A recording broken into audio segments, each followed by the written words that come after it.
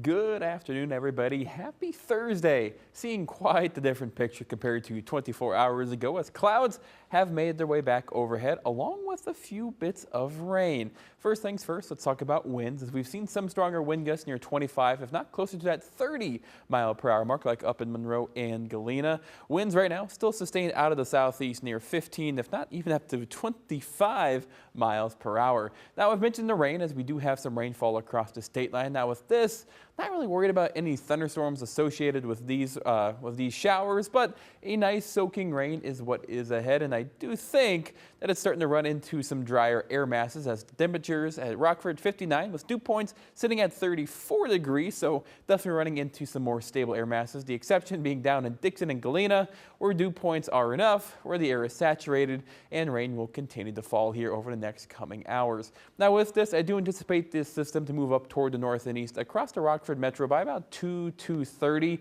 But again, with this, it's going to lose a lot of its muster. I think Timecast is overdoing it just a little bit, as our air is, of course, dry and on the stable side. But regardless, I think temperature-wise, topping out in the middle, maybe a few upper 60s, depending on how much rainfall we actually get. But overall, not looking at too bad of a day, but wind gusts could reach 30 to 35 miles per hour here this afternoon. Now, we do have another chance for some showers and thunderstorm activity as we head overnight tonight into our Friday morning, mainly around 1, 2, 3 o'clock. As a system and currently over western portions of Iowa and southern Minnesota will be making its way off towards the east, reaching the state line again during that time window. Now with this, could see some storms on the strong to severe side as we are in a marginal 1 out of 5 risk.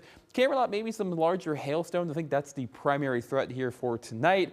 But overall, I don't think the threat is that good, but still the threat exists. Now progressing on into our Friday, clouds will make their return overhead. Winds are going to be out of the south and west howling. And even though Timecast is suggesting maybe a few showers, I'm not buying it, as there's going to be a very staunch low-level cap or a pocket of warm air that will prevent a lot of that air from actually rising, creating thunderstorms. And that's going to do us wonders as we get towards the afternoon, as even though we'll be on the cloudy side, temperatures, man, look at these. 79 degrees in Rockford, more likely will be our high, but middle to upper 70s across the state line is expected, and maybe even feeling a bit muggy at times, with dew points sitting at that 60-degree mark. Now, I mentioned winds as they will be howling near 30 to 35 miles per hour out of the south and west. But as we head into the afternoon and evening, you'll notice they'll shift to be more out of the northwest as a cold front will make its way through. Now, the timing isn't really exactly down depending on which model you're looking at. Currently, the HER or the high resolution forecast model has it kind of just towards the south and east, but still close enough to the state line that showers and thunderstorms will develop. Now, the good news with this, I do think that the cold front will pass early on in the afternoon, but won't generate any storms. Again, thanks in part to our atmospheric cap. But as we get towards the evening and that cap starts to erode with cooler temperatures filtering in above, that's when we'll start to see that thunderstorm development. And again, with our high resolution model, this is the one that'll favor us more getting those showers and thunderstorms, while our Timecast model keeps the vast majority of the storm development towards our south and our southeast near the Chicagoland area. Now, regardless of where these storms will form, any of the storms that do form could be on the strong to severe side, as we are in a slight 2 out of 5 risk up toward the north and west, and a marginal 1 out of 5 risk for those strong to severe thunderstorms. And the timing of these, again, mainly after dark, with hail, winds being the primary threat, but a tornado or two cannot be ruled out here at this moment.